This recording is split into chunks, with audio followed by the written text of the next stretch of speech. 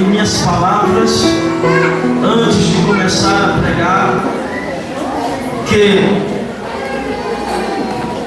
Deus, Ele abriu essa porta, e as portas do inferno não prevalecerá contra esta igreja. Glória ao nome do Senhor.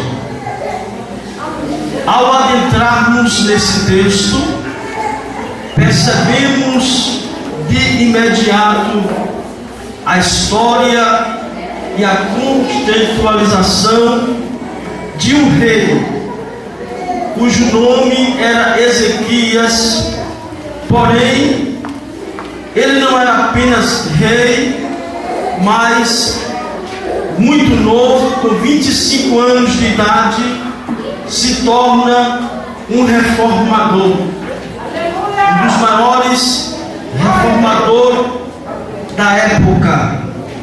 Diz a palavra do Senhor que quando ele assume o trono de Judá, quando ele assume, ascende ao trono anterior ao seu pai Acaz, ele tem uma preocupação, ele tem, e dessa preocupação levanta-se 4 objetivos como rei e reformador de um dos maiores avivamentos acontecido no Antigo Testamento. Como rei e reformador, ele tem 4 pensamentos. O primeiro pensamento é restituir o físico do templo.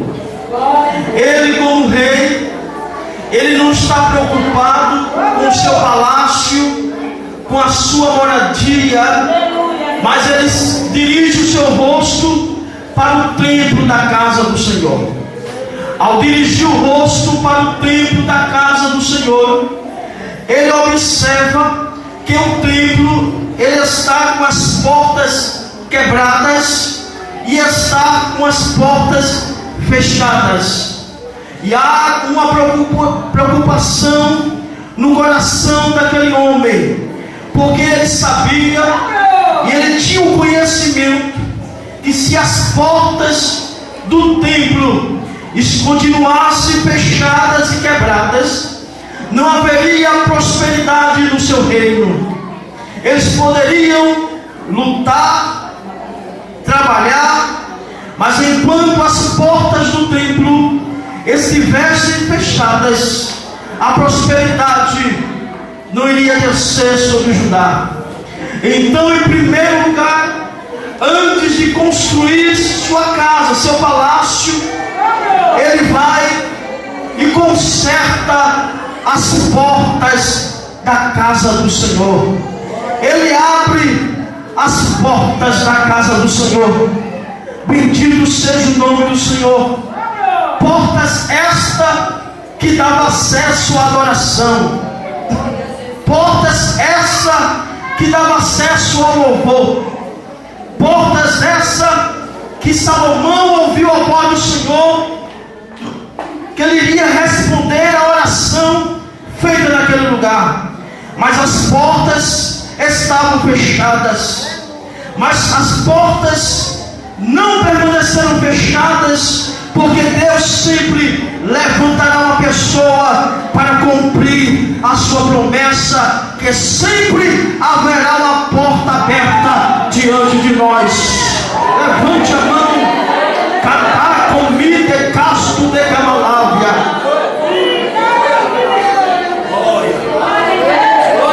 Eu profetizo como homem humilde servo de Deus, que não será apenas essa porta, mas muitas portas através do servo de Deus serão abertas, porque Deus se agrada deste negócio.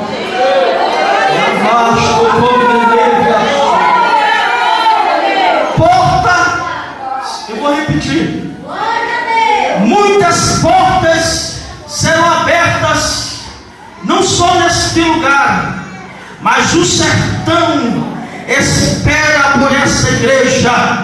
As almas carentes esperam por uma porta aberta. Lá canto com tempestade. E Deus vai abrir muitas portas através do vosso ministério. Porta significa lugar de decisão. Haja vista que Jesus disse: eis que eu estou à porta e bato. Se alguém abrir a porta, eu entrarei na sua casa, cearei com ele e ele será comigo. Porta é lugar de decisão. Disse Jesus: eu sou a porta. Se alguém entrar, entrará e sairá e achará pastagem. As portas devem estar abertas. As portas devem estar consertadas. Ora, aprendemos do Senhor que em muitos lugares as portas das igrejas estão quebradas, e o Espírito Santo nos impulsiona nesta noite a dizer que uma igreja de portas quebradas e fechadas é tedioso a qualquer pessoa entrar, mas uma porta aberta, consertada para a adoração do Senhor, só entra, só canta, só fala, só dirige aqueles que o Senhor quiser. É de costume em muitos lugares, bandas que fazem sucessos, e lá no mundo, quando deixa de fazer sucesso, procura um lugar para tentar vender os seus CDs e DVDs, porque lá no mundo não estão vendendo mais, e vem para a igreja fazer as suas publicações. Mas quando a porta está consertada, só entra, só sobe neste lugar aquele que papai quer. Só sobe neste lugar aquele que Deus levanta. Só sobe neste lugar aquele que tem unção. Portas consertadas. A igreja, eu já estou começando a sentir a presença de Deus. E se alguém está comigo nesta palavra, levante a mão e comece a adorar ao Deus de Israel. Primeiro propósito, abrir as portas. Segundo propósito do rei, restaurar a santidade. Ora vista, quando fui convidado para pregar aqui, Deus me disse: meu filho, para que as portas permaneçam abertas, é preciso algumas orientações. E Deus começou, porque a porta já está aberta. Diga para o seu irmão: a porta. Mais forte: a porta já está aberta. Deus pôs uma porta aberta diante de ti. Agora dê glória para ele. Olha aqui para mim, Tenório. A preocupação de Ezequias não era apenas abrir a porta. A preocupação de Ezequias era manter a porta aberta. Existem lugares que já aconteceram, os pastores aqui mais idosos sabem, que existem lugares que já aconteceram maiores avivamentos. Pessoas sentiram a presença de Deus como nunca antes sentiram. Mas o problema não foi o avivamento ter chegado. O problema foi permanecer o avivamento. A preocupação de Ezequias não era que a porta se abrisse apenas. A preocupação dele era para que a porta permanecesse aberta. Então, ele colocou um propósito no seu coração. O primeiro propósito foi, o segundo propósito foi a santidade. Ele sabia. Então ele chamou os levitas e os sacerdotes da praça oriental e disse: santificai-vos agora, e santificai a casa do Senhor, e tirai do meio de vós a imundícia, para que a porta continuasse aberta. Eu já estou sentindo a presença de Jesus aqui. A segunda coisa,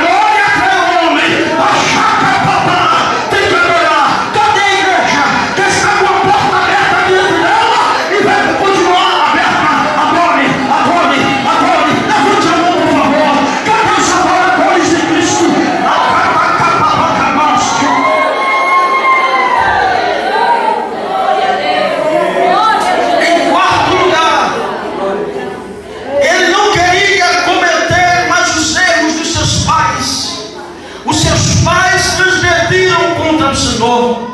Os seus pais viraram as costas para o tabernáculo de Deus, substituíram o tabernáculo, tiraram o altar de bronze e colocaram o altar de damasco, substituíram. Sabemos que eles fizeram uma renovação, uma inovação, mas sabemos que a igreja não precisa de inovação, a igreja precisa de renovação e não de inovar. A Bíblia diz que eles viraram as costas para o altar de Deus, e por conta disso, no versículo 9 está lá escrito: e Deus o entregou à perturbação, à assolação e ao assóbio. Eu entendo que no momento que as pessoas, a nação, o rei Acais vira as costas para o altar, para o púlpito, para o altar da casa do Senhor, 3 demônios entram em ação. O primeiro demônio é o demônio da perturbação, porque a igreja com a porta aberta, acredite que a perturbação não vai existir, porque estarão os crentes evangelizando e ganhando alma para o Senhor. Mas as portas da igreja estavam fechadas. O que aconteceu? 3 demônios começaram a agir. O demônio da perturbação. Acredite, queridos, nós como pastores vivemos no mundo hoje, numa geração em que eu fico me interrogando. Eu nunca vi tantos crentes perturbados. Nos últimos dias, nós como pastores não temos sossego. De madrugada alguém liga: quem é? É alguém do mundo? Não, é a irmã Maria Boca de Fogo, ela está perturbada. Já vai o pastor de madrugada ungir a irmã Maria Boca de Fogo. Perturbação. No outro dia a gente vai de novo. Quem é que está perturbado? É o irmão Zezinho, tocha acesa. A gente vai lá, colocar a mão: irmão, o pastor tem lutado tanto. Ao invés de estar pelos campos criando alma, a gente tem se preocupado com os crentes que muitas vezes estão depressivos, estão perturbados. O que está acontecendo com a igreja do Senhor? A Bíblia diz, está escrito lá, que viraram as costas para a obra do Senhor, viraram as costas para o altar. O altar de Deus não foi feito para eu virar as costas.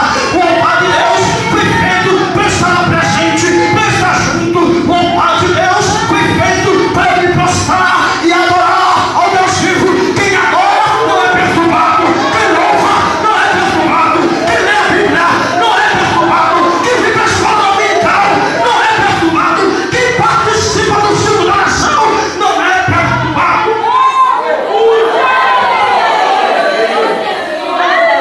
A perturbação tomou conta naquele lugar. Isso me preocupa. É tantas gentes perturbadas. Jesus tem uma solução. Tenho participado de alguns cultos de libertação.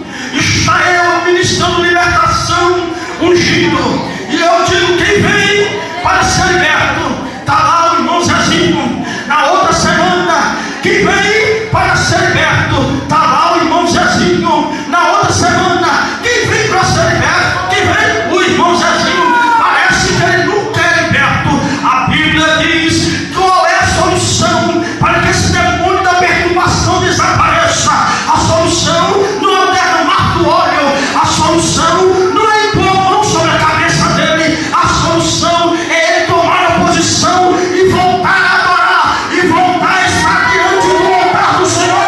Tem solução sim, tem esse remédio. O remédio é doloroso. O remédio está no altar. O remédio está no altar. Quem acredita nisso? Levante a mão, sacode a mão, dá um grito de glória.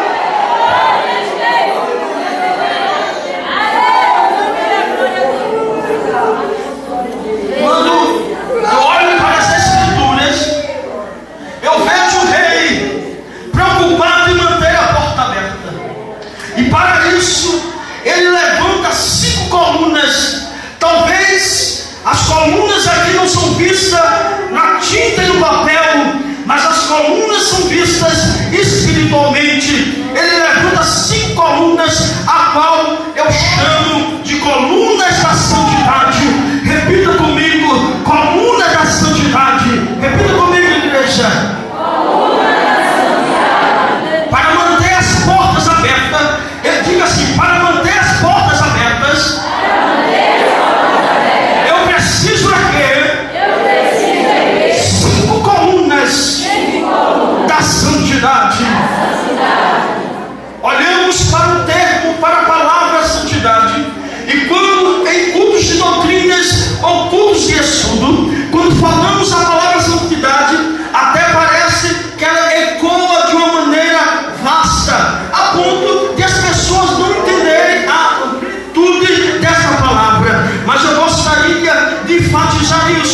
A palavra santidade, ela é sustentada por 5 colunas. A palavra santidade, que mantém o ciclo de oração cheio de glória, que mantém a mocidade adorando, que mantém o culto da igreja sadio, ela é sustentada por 5 colunas. A primeira coluna da santidade ou da santificação é a separação.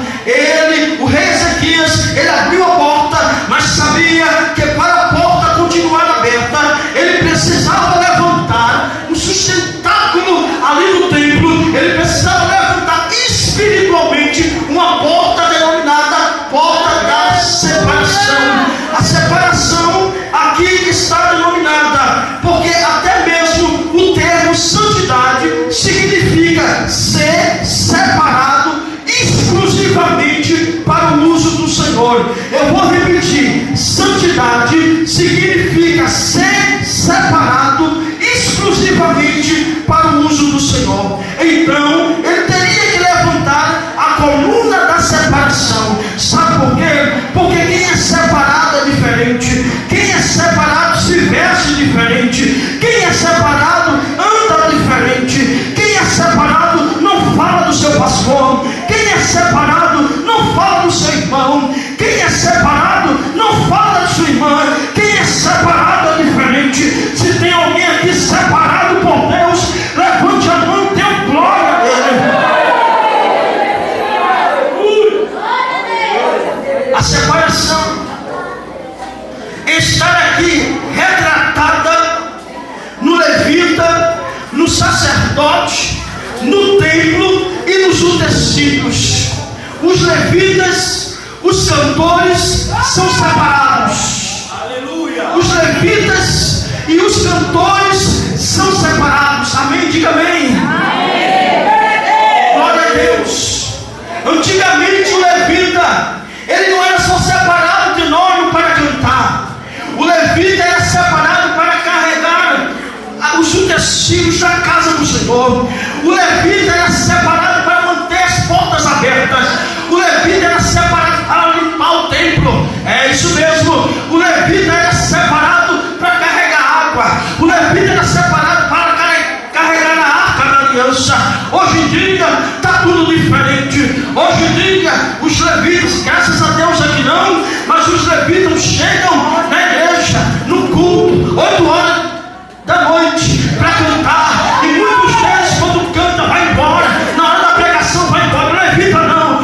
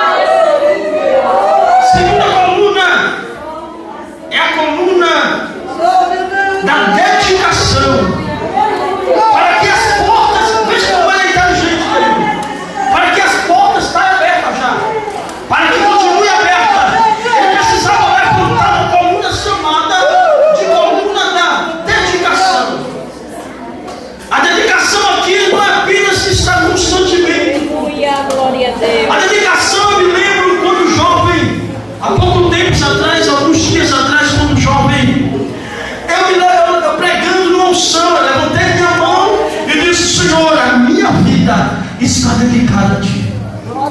E Deus toma essa palavra. Sabe disso? A Bíblia diz que Ana pede a Deus um filho. E quando Ana está grávida, ela dedica aquele filho ao Senhor. Ela diz assim: Deus, esse filho que está no meu ventre vai servir na tua casa. Eu dedico a ele a tua casa. A Bíblia diz que Samuel foi um dos maiores homens de Deus da época. Porque tudo que é dedicado ao Senhor, Deus recebe. Oh, aleluia. O teu filho que foi apresentado na igreja, se preocupe não. Deus vai buscar ele onde ele estiver. Foi dedicado, é de Deus. Deus recebeu. Sabe por que o salário do crente é abençoado? Porque ele dá o dízimo. Quando o crente dá o dízimo, em outras palavras, ele está dizendo: meu salário está sendo dedicado a ti. E quem é Satanás doido para tocar no dinheiro do crente que é dedicado a Deus? Quando a gente entrega o dízimo, está dizendo: Deus, a ti eu dedico todo o meu salário. Pode ir para o supermercado e trazer picanha, lasanha, porque será abençoado tudo aquilo. Meu Deus.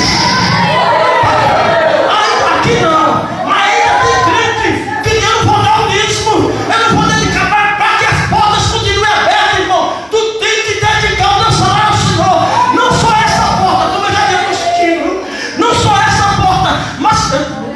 É coisa grande, irmão.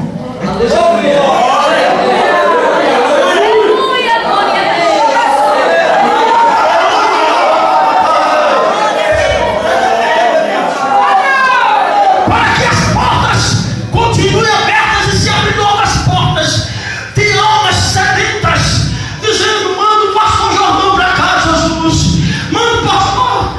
Mas só que para o pastor vá, é preciso que você dedique ao Senhor seu dinheiro, a tua oferta, para que você dedique o teu salário. Não estou dizendo como outras igrejas aí que deu todo o seu salário, não é isso. Mas que você dedique 10%, diga: Senhor, é teu. Agora vai, irmão. Primeira coisa é que você vai começar a ter saúde. Nunca mais aquela conta da farmácia você vai chegar e falar: fica aí. Por quê? Porque eu dediquei meu dinheiro ao Senhor e o devorador não toca mais em mim.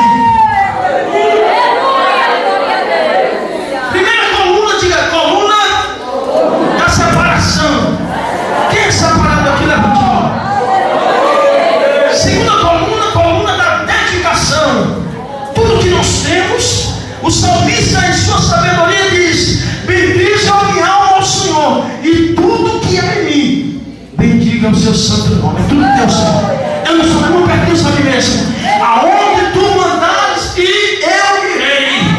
Meu Deus, a minha vida está segura em Cristo Jesus. A terceira coluna, para que as portas continuem abertas, é a coluna da purificação. Diga comigo: purificação. Tudo que é separado, tudo que é dedicado, Deus purifica. A purificação aqui está no sentido de tomar banho realmente. Existia no templo uma bacia de bronze, aonde antes do sacerdote subir ao altar, ele tomava o banho, vestia a roupa sacerdotal. Jesus disse assim: vós já estáis limpo pela minha palavra. A palavra do Senhor diz que nós já estamos limpos. Essa coluna da purificação já foi erguida aqui nesse lugar. A palavra do Senhor diz que existia um salmista que ele estava preocupado com a sua geração, a ponto de ele entrar no seu quarto e pedir a Deus uma resposta. Ele entra no seu quarto, ele dobra os seus joelhos diante do Senhor, ele fecha as portas do seu quarto e começa a orar e dizer: Senhor, como purificará o jovem o teu caminho? Naquela época, há quase mais de 2000 anos atrás, já existia um homem que estava preocupado com esta coluna da igreja, que é a coluna da purificação. Ele estava preocupado, ele estava rogando a Deus: